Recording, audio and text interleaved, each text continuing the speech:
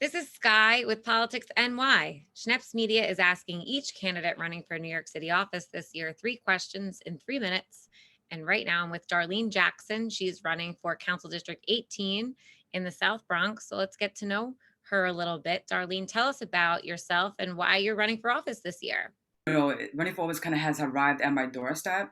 For the past 20 years as an advocate, you know, um, through my lived experience with, growing up in poverty, in the foster care system, right here in District 18 at the age of 15 as an adolescent, you know, the only tool that I had was my voice to kind of navigate the bureaucracies, the red tape, and I didn't have a that it wasn't model behavior. It was something that just came, instantly as a survivor tool.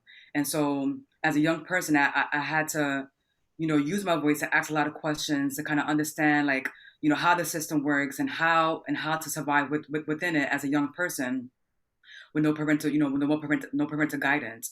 And so I think it was through that lived experience and seeing how the system has is a racist system that has kind of has directly impacted my family with homelessness, drug addiction, incarceration. And so trauma that they still grappling to this very day. And so I think seeing that through my eyes kind of has led me in a career path of advocacy. Initially in child welfare, and you know helping other young people, my peers, to kind of use their voice to kind of influence public policy, systemic changes, and to making sure that any policy that's put forth represents the issues that impacts them and their families. And so young people was always at the forefront because when I saw them myself. And so and and so and then it is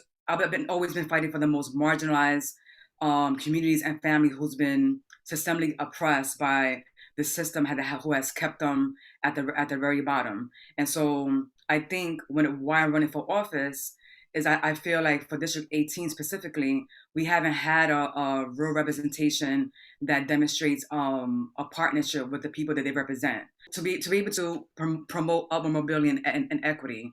Mhm. So I know that was kind of a long answer, but you touched on Yeah, I know. I know a you said I know you said to keep it short. I know you have 3 minutes. I know we only have 3 minutes, but one of the things you touched on, which really struck a chord with me, is that you grew up in the foster system. What, until you were 15? Well, no. So at I was placed in a group home, in a girls' group home here in District 18 at the age of 15, until I aged out at the age of 21. And so at a very young age, I had to like kind of learn how the system worked, and I didn't really understand it, to be quite honest, until I furthered my education when I went to college. And initially went for social work because I was doing social work for 10 years. I was like, but let me just get a degree since I've already been doing the work. You But must then you must have been a strong-willed person even to go from 15 to 21 living in foster care and then go to college. There aren't a lot of people probably that have that storyline. no, not what's so crazy is that what I realized as a young person is that one thing, my biggest fear was becoming a victim of like societal issues, and like one of one of those people who kind of fall through the cracks because the government has failed to making sure that people have the resource for them to be able to thrive. So that was my biggest fear of becoming one of those statistics. But what I realized through my advocacy work is that I didn't have a model behavior, but something kind of there was something that was within myself that kind of drove me to kind of that I had the will and the willpower.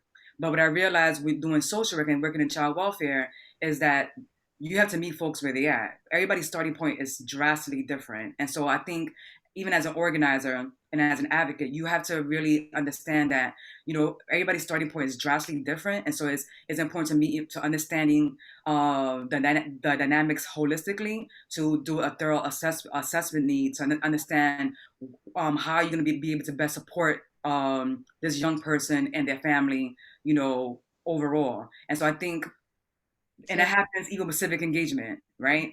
We talk about civic engagement. The voter turnout in New York City is very low, but when it comes to the Bronx, it's even lower. But I think that I think that we have an opportunity right now with the political landscape that's changing in 2021, is that it's time for us to elect leaders that's going to be a true representation of what a partnership actually looks like with the constituents. And it's really amplifying their voices to making sure they're part of the political process.